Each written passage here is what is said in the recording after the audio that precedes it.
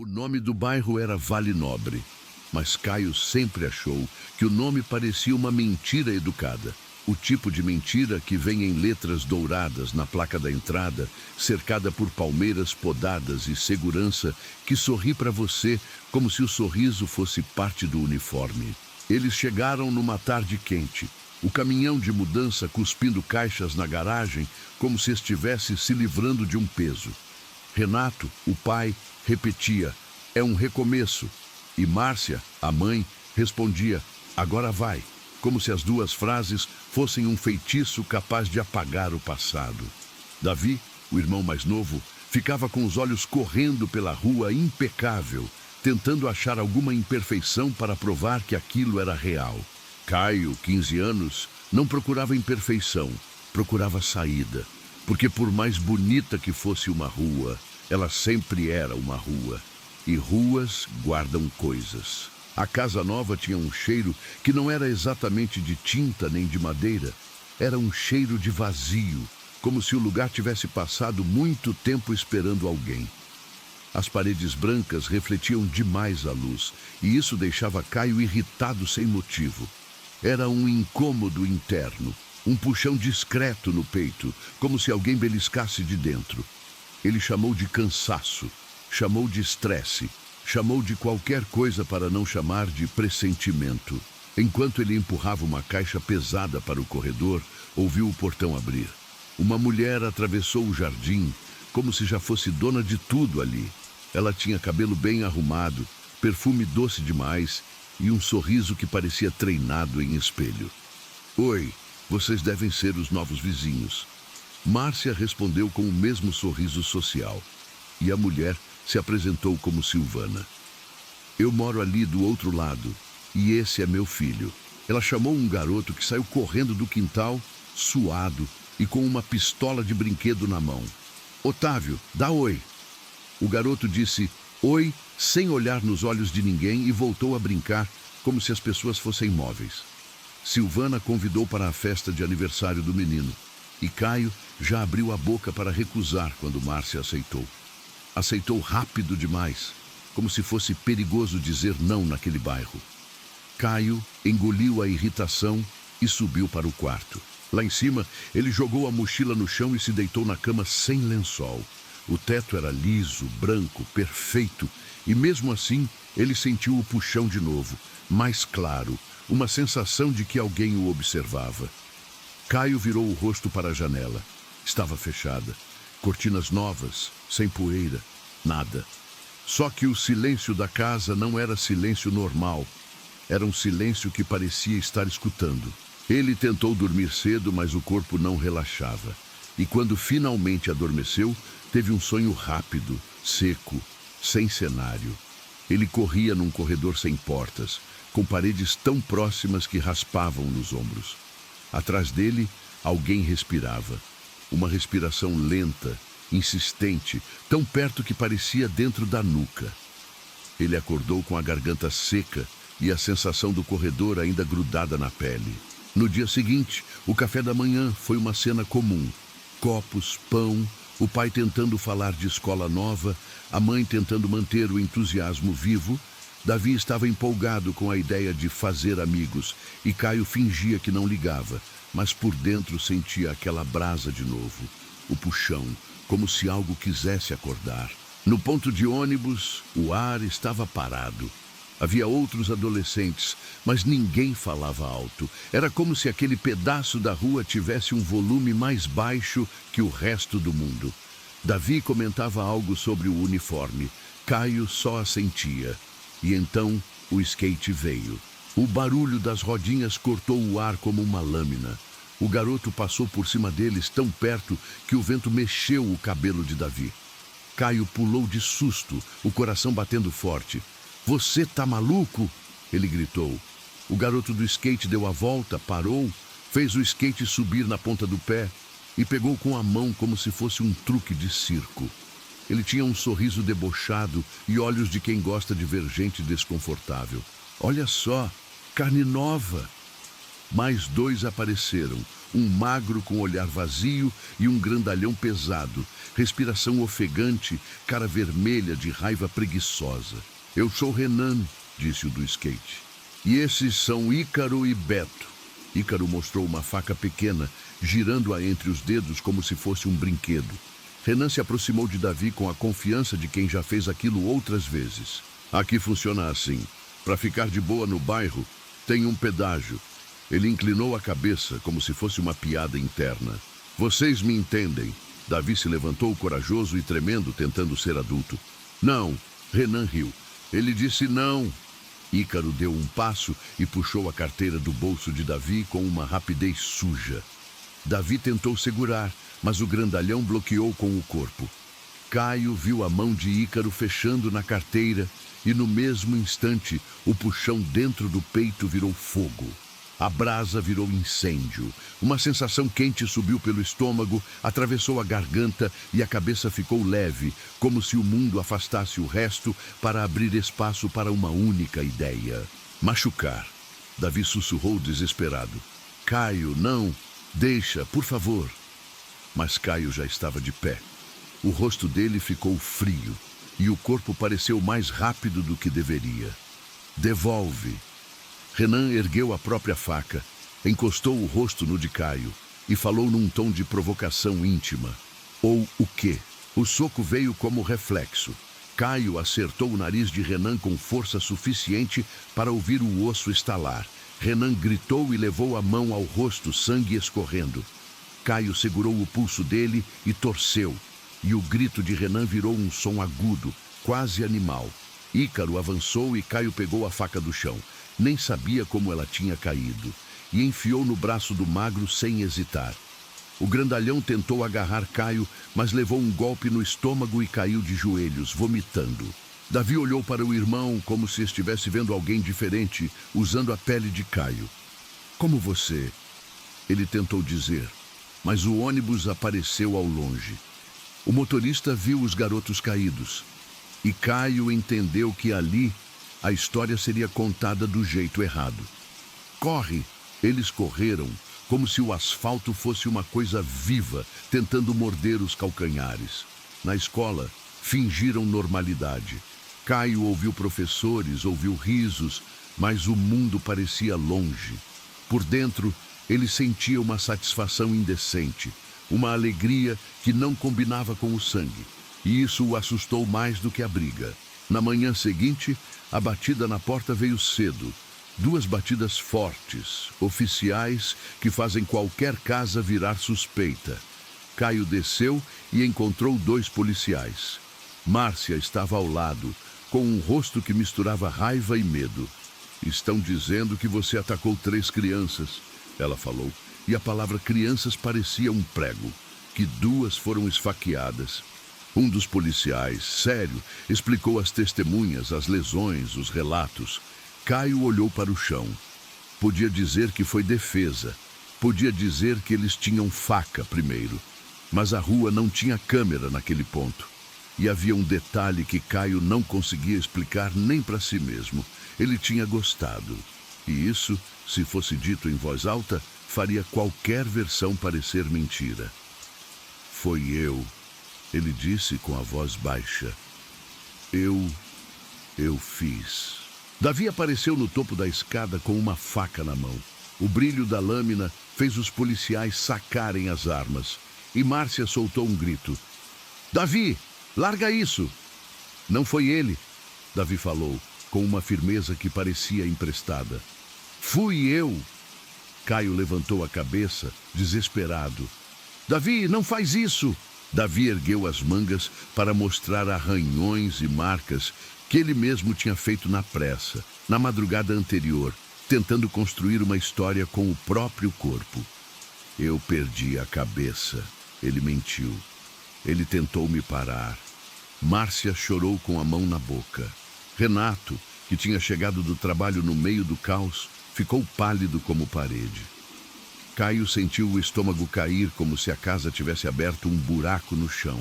Quando levaram Davi, Caio correu atrás do carro, gritando o nome do irmão até a garganta arranhar.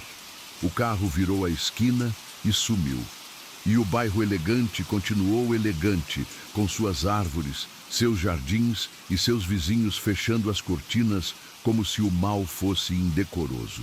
Nos dias seguintes, a casa virou uma coisa grande demais para 4 pessoas. Cada cômodo tinha eco. Cada prato na pia fazia barulho demais. Caio evitava olhar para a mãe, porque via no rosto dela uma pergunta que ela não ousava fazer. O que aconteceu com meu filho? Renato tentava ser firme, mas o olhar dele parecia sempre estar procurando uma arma que não existia. Caio dormia pouco, e quando dormia, sonhava com corredores, com respiração, com um silêncio que tinha gosto de metal. No sábado, Márcia abriu as cortinas do quarto de Caio como se luz pudesse expulsar culpa. Hoje é o aniversário do filho da Silvana. Caio sentou na cama como se tivesse ouvido uma piada. Você está falando sério? Você precisa sair desse buraco, ela disse. Por favor, pelo menos tenta. Renato concordou com um olhar cansado. A gente precisa continuar. Caio queria dizer que continuar era o pior. Que continuar era dar espaço para o que estava crescendo nele. Mas vestiu uma calça escura, pegou um moletom claro e desceu. Quando cruzaram a rua, ele percebeu como aquela casa da Silvana estava cheia de adultos bem vestidos. Riso alto, copos, música infantil tocando baixo ao fundo como ironia. No quintal, crianças vestidas de cowboy corriam com pistolas de brinquedo. E por alguns minutos, aquilo pareceu um universo paralelo, inocente demais para ser verdade.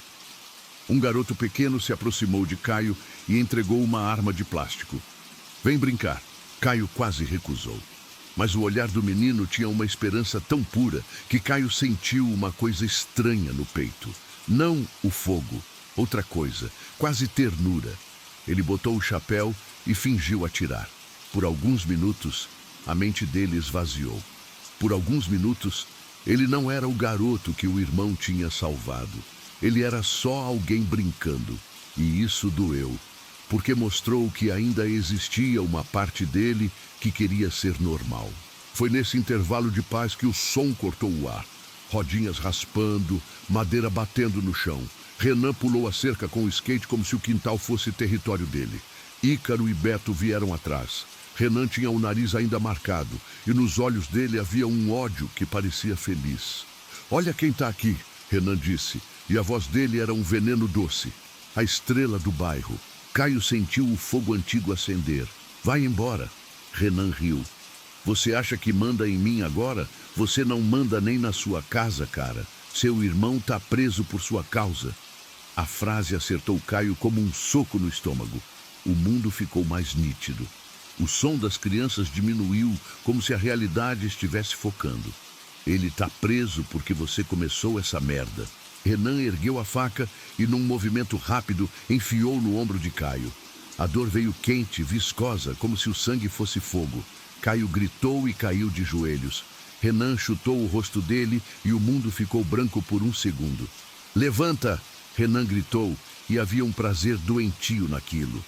Luta comigo! Caio tentou se proteger, tossindo sangue, sentindo a boca cheia de ferro. As crianças gritavam e corriam para dentro. Os adultos começaram a sair. Silvana soltou um grito agudo.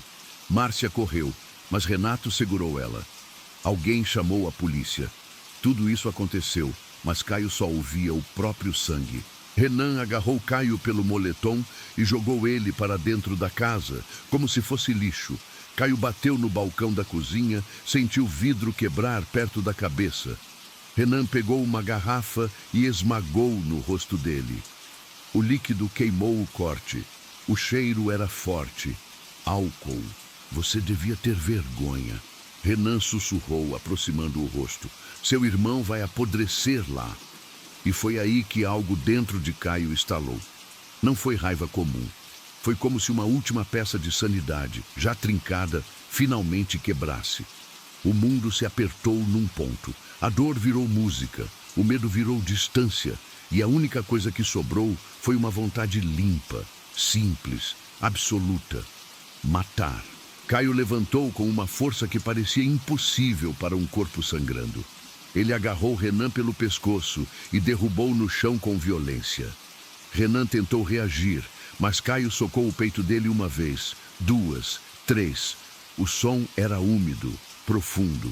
Renan arregalou os olhos. Caio não parou.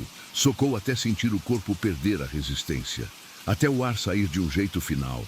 Até o sangue manchar o chão como tinta. Por um segundo, houve um silêncio que engoliu o quintal inteiro. Até as crianças lá dentro pararam de gritar por um instante. Caio levantou devagar, olhando ao redor com o rosto manchado de vermelho. Ícaro e Beto, assombrados, ainda assim ergueram armas. Não eram brinquedo.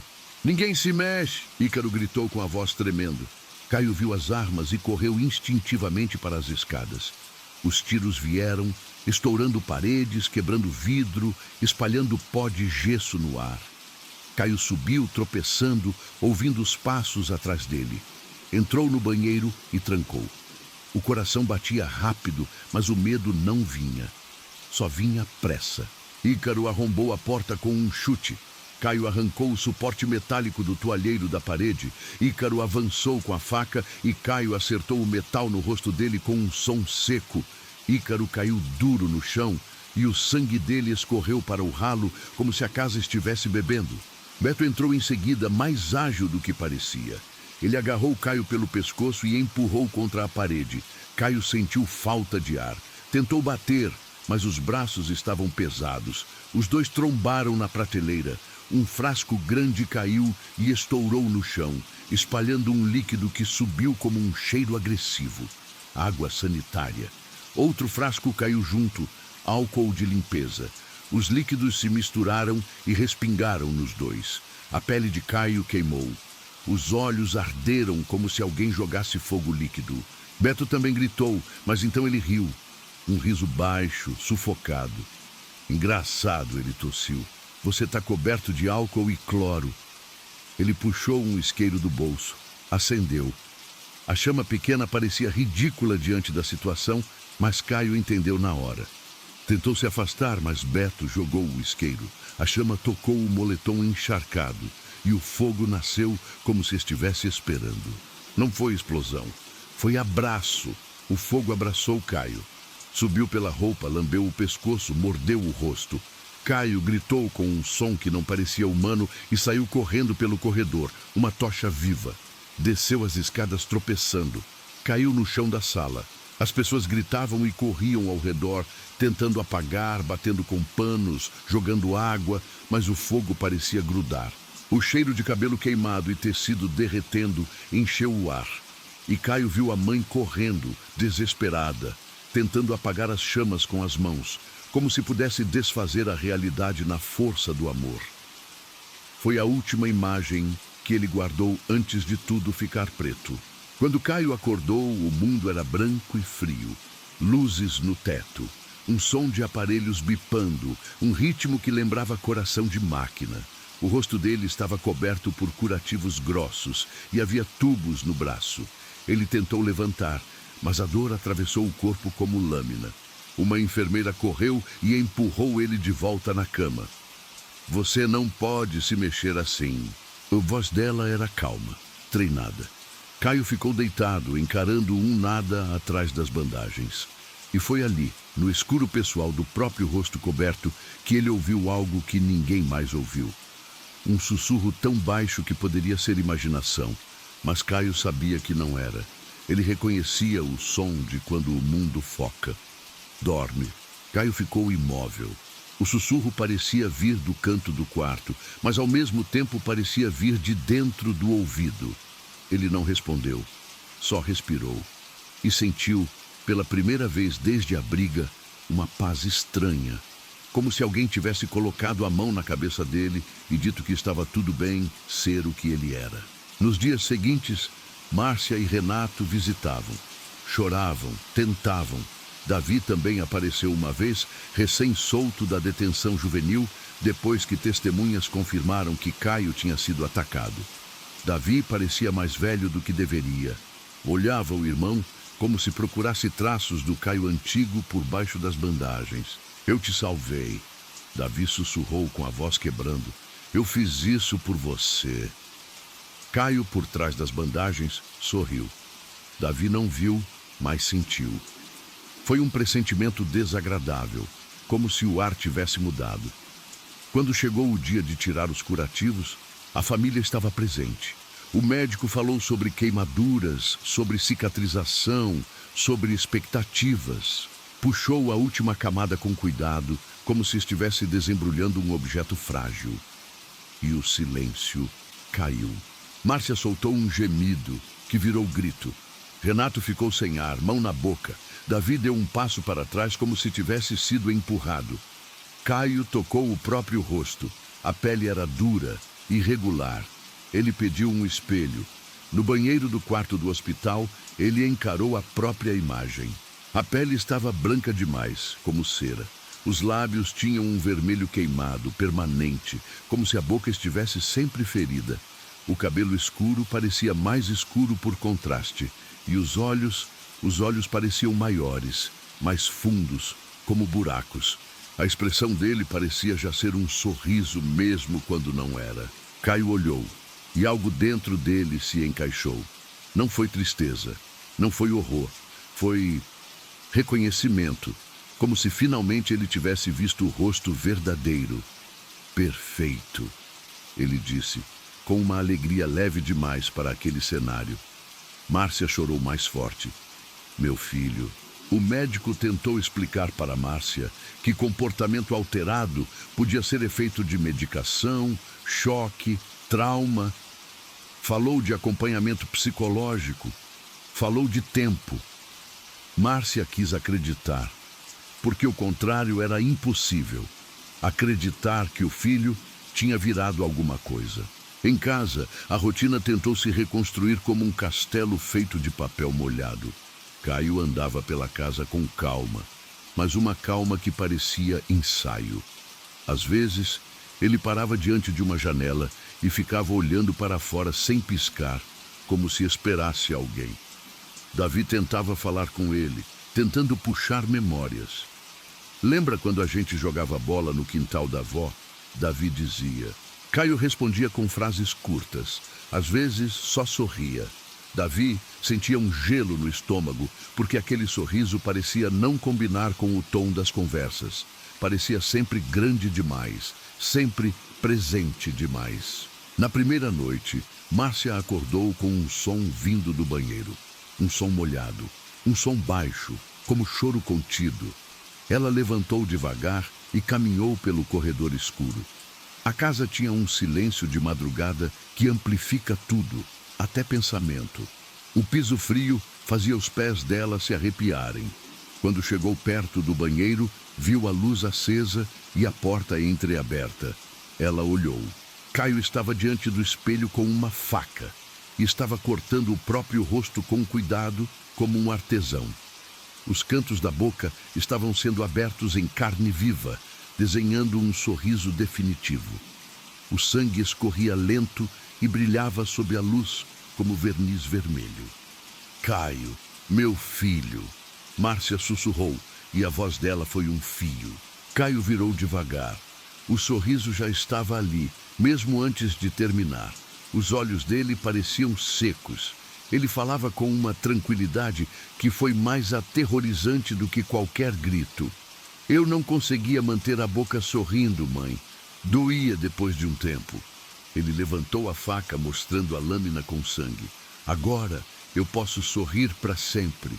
Márcia recuou, e a parede atrás dela pareceu longe. Ela tentou inventar um tom doce, como se fosse possível. Eu vou chamar seu pai. Para ele ver você. Para ele ajudar. Caio inclinou a cabeça, como se estivesse ouvindo uma criança mentindo. Mãe, não mente. Márcia correu para o quarto e sacudiu Renato, dizendo para pegar qualquer coisa, alguma defesa, alguma arma. Renato acordou confuso e então viu Caio na porta, segurando a faca, o rosto recém-esculpido, sangue ainda escorrendo. O cheiro de ferro invadiu o quarto. Mãe mentiu, Caio disse, e foi a última frase calma da noite. A faca desceu. Uma vez, duas, o som foi abafado, íntimo, horrível. Márcia tentou gritar, mas o grito morreu na garganta. Renato tentou se levantar, mas as pernas dele eram lentas demais para uma lâmina decidida. O quarto, que era para ser o lugar mais seguro de uma casa, virou um abatedouro silencioso. Davi acordou com um ruído estranho. Não exatamente grito, mas um engasgo. Ele levantou, o coração martelando, e saiu para o corredor. Sentiu um cheiro que não fazia sentido naquele horário. Ferro quente, como moeda na boca. Viu a porta do quarto dos pais entreaberta. Viu sombra se movendo. Pai, mãe, ele chamou e a voz dele tremeu. A sombra se virou. Caio estava no corredor e na penumbra o sorriso parecia maior. Davi recuou instintivamente, mas tropeçou. Caio avançou rápido e uma mão cobriu a boca de Davi com força, abafando o grito. A outra mão ergueu a faca. Davi lutou, chutou, tentou morder, mas Caio era um peso inevitável. Shhh! Caio sussurrou perto do ouvido, e o hálito dele tinha cheiro de desinfetante e queimado, como o hospital. Dorme. Davi sentiu a lâmina encostar, sentiu o metal frio, e então algo aconteceu. Do lado de fora, um carro passou com farol alto e iluminou o corredor pela janela. A luz bateu no rosto de Caio por um segundo. Davi viu os olhos dele. E viu, por trás deles, um vazio tão profundo que parecia outra coisa olhando. Não era só o irmão. Era como se o irmão tivesse virado uma porta. Davi tomou uma decisão instintiva. Ele parou de lutar. Relaxou o corpo. Fingiu desmaio. A mão de Caio apertou a boca dele mais forte por um segundo, como se testasse. Depois soltou. Caio inclinou a cabeça, observando, como um predador curioso. Davi manteve os olhos semicerrados, o corpo mole. O coração parecia querer pular pela garganta. Caio ficou parado, ouvindo o silêncio.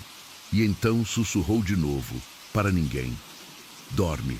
Davi sentiu os passos se afastarem.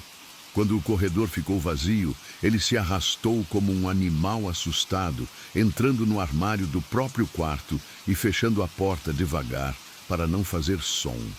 Lá dentro, o cheiro de roupa guardada misturou com o cheiro de sangue que vinha do corredor. Davi ficou encolhido, tremendo, com a mão na boca para não chorar alto. Ele ouviu a janela do fundo quebrar, ouviu passos na grama, ouviu o portão rangendo e então, nada. A polícia chegou porque um vizinho, acordado por um barulho de vidro, decidiu ligar. Quando as sirenes pintaram a rua de vermelho e azul, o bairro elegante finalmente abriu a boca e confessou medo. Mas o medo naquele lugar ainda era um segredo sussurrado atrás de portas. A investigadora Helena Moraes entrou na casa com o rosto duro de quem já viu cenas horríveis, mas os olhos dela denunciavam uma tensão nova. O ar dentro da casa estava pesado, como se o sangue tivesse alterado a densidade do mundo. Ela encontrou os corpos no quarto, encontrou o banheiro com o espelho manchado e a faca na pia, encontrou marcas de mão no corredor, encontrou o armário onde Davi estava encolhido, vivo por milagre e por instinto. Quando Davi finalmente conseguiu falar, a voz dele era um fio. Ele não parecia gente, e repetiu a frase como se ela fosse a única verdade que restava. Ele sorria e não piscava. Ele falava como se fosse normal. Helena anotou tudo. Mas o que ela não anotou foi o arrepio que sentiu quando viu no espelho do banheiro algo desenhado com o dedo no vidro embaçado. Uma palavra, torta, como recado infantil. Dorme. Ela achou que era só Caio deixando a assinatura. Só que no bolso dela, o telefone vibrou. Uma mensagem da central. Outros 2 chamados. Mesmo padrão. Janela arrombada. Vítimas na cama. Helena levantou os olhos. E pela primeira vez, desde que entrou na polícia, ela sentiu uma coisa que não combinava com treinamento. A sensação de que estava atrasada. Como se o crime não fosse um evento isolado, mas uma coisa se movendo. Nas semanas seguintes, a cidade tentou processar o impossível com manchetes. Assassino do sorriso, jovem foragido, ataques em serie. Mas por trás das manchetes havia detalhes que não viravam notícia, porque pareciam absurdos demais. Cães que não latiam, alarmes que não disparavam, câmeras que falhavam sempre no minuto exato. Vítimas encontradas de olhos abertos, como se tivessem morrido acordadas dentro do próprio pesadelo. E sempre, sempre havia sinais de janela aberta. Não só arrombada, aberta, como se alguém tivesse entrado com delicadeza. Helena começou a empilhar fotos no mural da sala dela. Plantas de casas, depoimentos, horários, trajetos. O mapa da cidade virou uma teia. No centro da teia, como um buraco, estava Vale Nobre. E em torno, as ocorrências se espalhavam como se alguém estivesse testando distância, ousadia, velocidade. Ela ouviu áudios de chamadas para a emergência. Em uma delas, uma mulher chorava, e ao fundo havia um ruído baixo, como estática. No final do áudio, um sussurro surgiu, próximo do microfone, com uma calma indecente. Dorme. Helena pausou, voltou, ouviu de novo. A voz não parecia de adolescente, parecia mais velha, parecia antiga, como gravação de fita. Ela passou a dormir no sofá do escritório, com o casaco por cima e a arma na mesa. Só que dormir era a coisa que ela menos conseguia fazer. Quando cochilava, sonhava com um corredor sem portas e respiração atrás. Acordava com o coração disparado e a impressão de que alguém estava no cômodo escuro, parado. Foi numa dessas noites que Helena recebeu a primeira pista real, a que não veio de relatório, mas de gente. Um enfermeiro do hospital onde Caio esteve internado chamou ela discretamente. Tem uma coisa que eu não contei antes. Achei que era loucura, mas agora Helena encontrou o enfermeiro numa cafeteria 24 horas. Luz branca, cheiro de café queimado. O homem estava pálido, mexendo a colher sem parar. Ele falava pouco, o enfermeiro disse, mas teve uma noite que eu entrei no quarto e vi ele sentado, olhando a parede, bandagens, tubos, tudo, e ele estava conversando, não comigo, com o canto. Helena ficou imóvel. Conversando com quem? O enfermeiro engoliu seco. Com ninguém. Mas ele respondia, entende? Como se alguém falasse baixinho e ele respondesse. Eu ouvi uma frase repetida. Dorme. Sempre dorme. Helena sentiu a nuca arrepiar. Você ouviu de onde vinha? O enfermeiro olhou para os lados, como se temesse que o canto da cafeteria também escutasse. Do canto, ou de dentro do quarto, mas parecia de dentro da cabeça. Helena saiu dali com a sensação de que a investigação estava pisando numa linha que não era só criminal. Havia alguma coisa ali que atravessava a lógica. E a lógica era o que ela usava para se manter de pé. No mesmo dia, chegou um novo caso. Um garoto de 13 anos, Tomás, sobrevivente de um ataque. A mãe o encontrou tremendo no quarto, o pai com um ferimento no ombro, a janela do fundo quebrada. O menino repetia, os olhos, como se a palavra fosse uma oração invertida. No hospital, Tomás estava enfaixado, com um arranhão comprido no rosto. Ele olhava para um ponto fixo acima da janela, como se esperasse que alguém aparecesse ali de novo. Helena entrou e sentiu que a temperatura do quarto estava errada, ligeiramente mais fria, como se o ar tivesse sido tocado por uma sombra. Eu não estou inventando, Tomás disse antes de qualquer pergunta. Eu sei quando eu estou acordado. Helena sentou com calma. Conta do começo.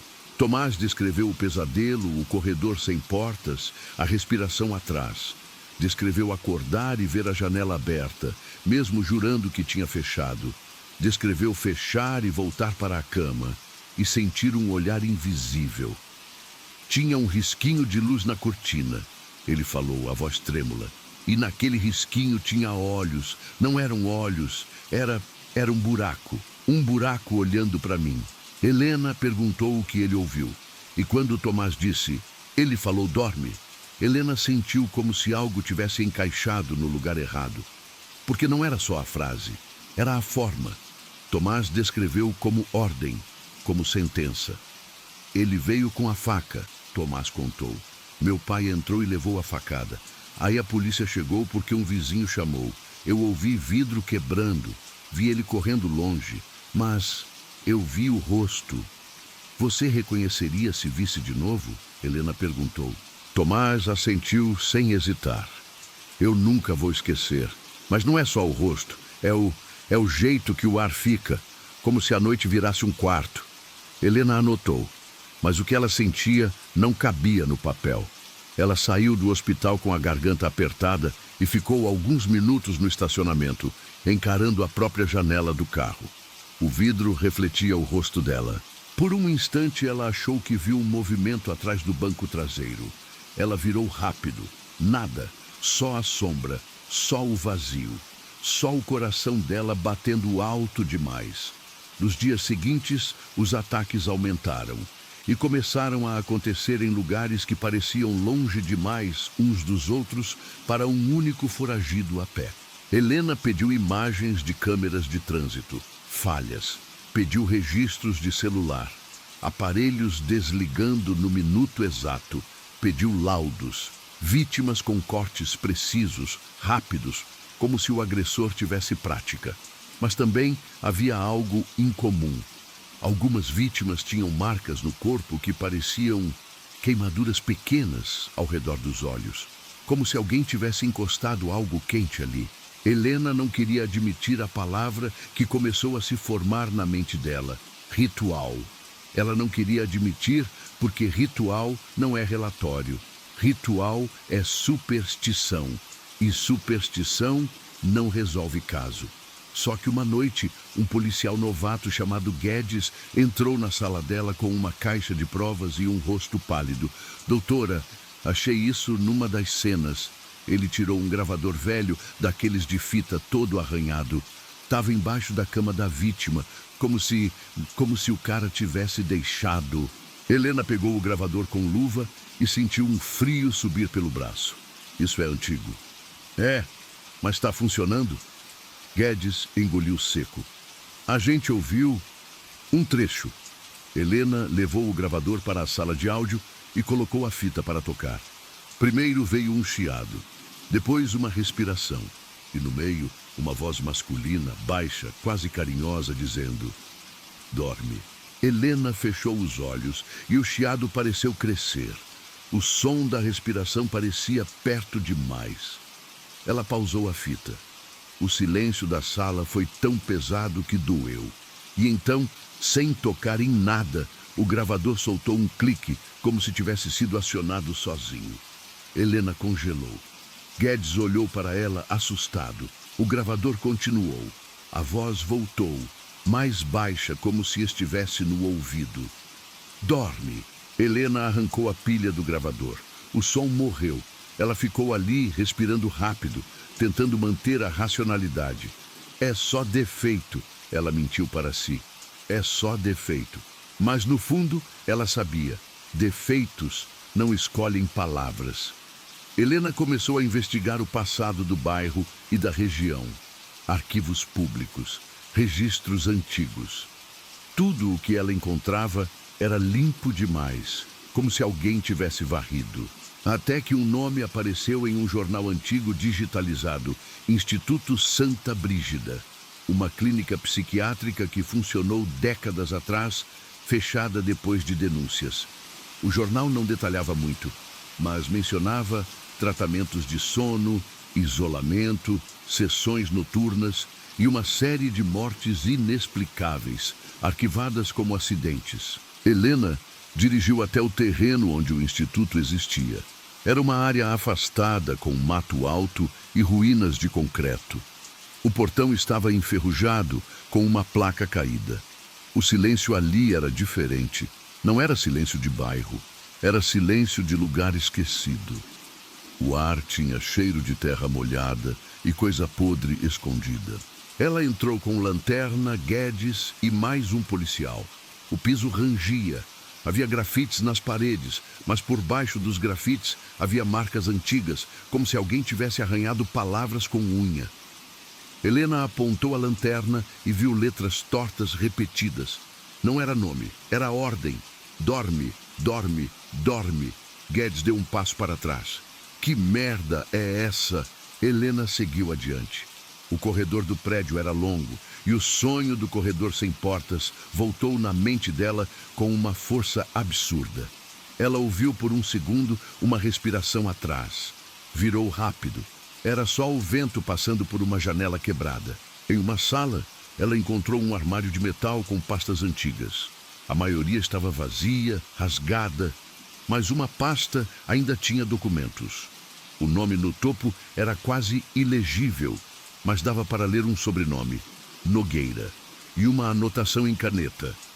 Paciente não dorme. Olhos abertos. Sorriso involuntário. Repetição verbal. Dorme. Helena sentiu a garganta fechar. Era como se alguém tivesse escrito sobre Caio décadas antes. Ela folheou e encontrou uma fotografia em preto e branco. Um homem jovem com olhar vazio e um sorriso que parecia errado, como se fosse uma máscara mal colocada. Atrás dela, Guedes sussurrou. Doutora, tem alguém aí? Helena virou o foco da lanterna. No fim do corredor, uma sombra parecia estar parada. Não era sólida, mas era uma presença. O ar ao redor parecia mais escuro, como se a luz evitasse. Quem está aí? Helena gritou, a arma apontada. A sombra não respondeu. E então, de dentro do silêncio, veio um sussurro tão baixo que parecia surgir dentro do osso. Dorme. Guedes disparou para o corredor. O tiro explodiu no prédio e ecoou como trovão. A sombra sumiu como se nunca tivesse existido. Helena ficou com a arma tremendo levemente. Ela queria acreditar que era só medo e luz. Mas a palavra tinha sido clara demais. Na volta, o rádio da viatura chiou. E por um segundo, no meio do chiado, Helena ouviu. Dorme. Ela olhou para o rádio como se ele tivesse boca. Guedes desligou e ligou. E o rádio voltou ao normal.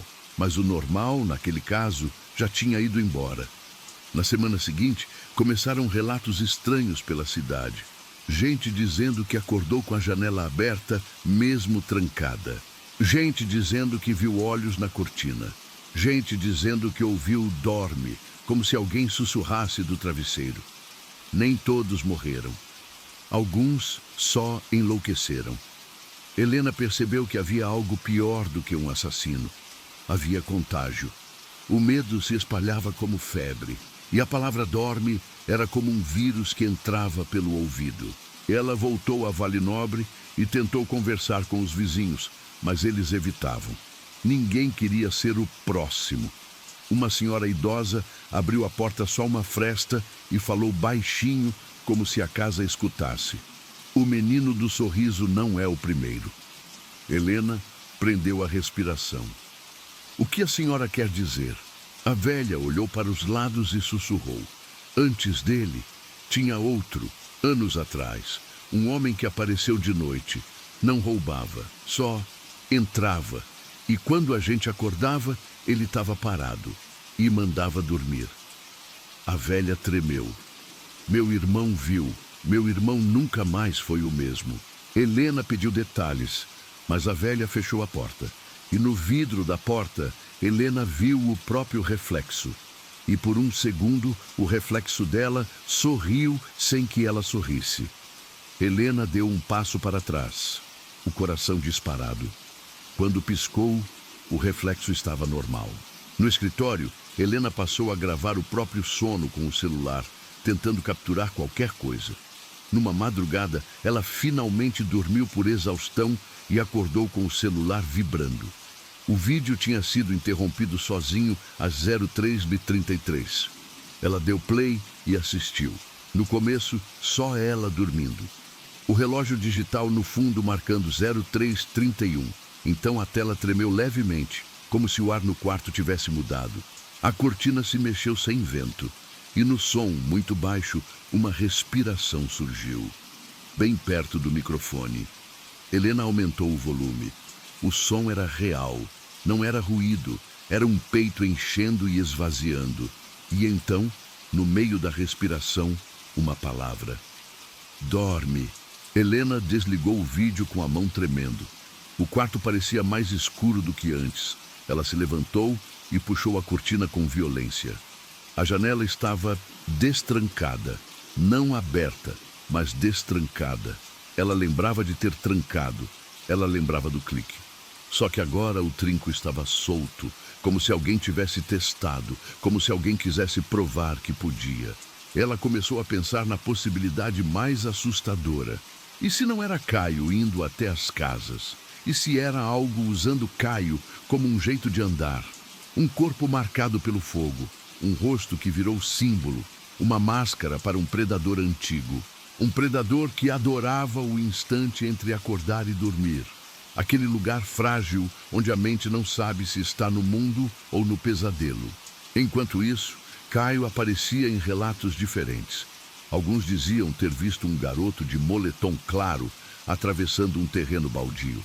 Outros juravam ter visto um sorriso enorme no escuro de uma rua. Um caminhoneiro disse que pegou carona com um menino queimado que não falava, só olhava para o nada e sorria. O caminhoneiro contou que, quando o menino desceu, deixou no banco uma fita cassete velha. Quando o caminhoneiro tentou tocar, só ouviu chiado e dorme. A polícia fez buscas. Nada. Como se Caio entrasse e saísse do mundo pela lateral. Helena começou a desconfiar de outra coisa. Caio não precisava andar muito. Ele só precisava estar perto do ponto certo. Porque o ponto certo parecia ser janelas, entradas, frestas, cortinas. Ela voltou ao caso Tomás, o sobrevivente. Queria entender por que ele não morreu. Queria entender a exceção.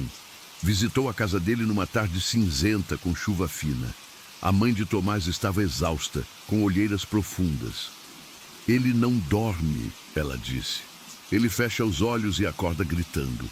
Diz que quando fecha, ele vê olhos. Tomás estava sentado no sofá, abraçando uma almofada, como se fosse colete. Quando Helena entrou, ele olhou para a janela da sala. A cortina tremia com o vento. Tomás falou sem olhar para Helena.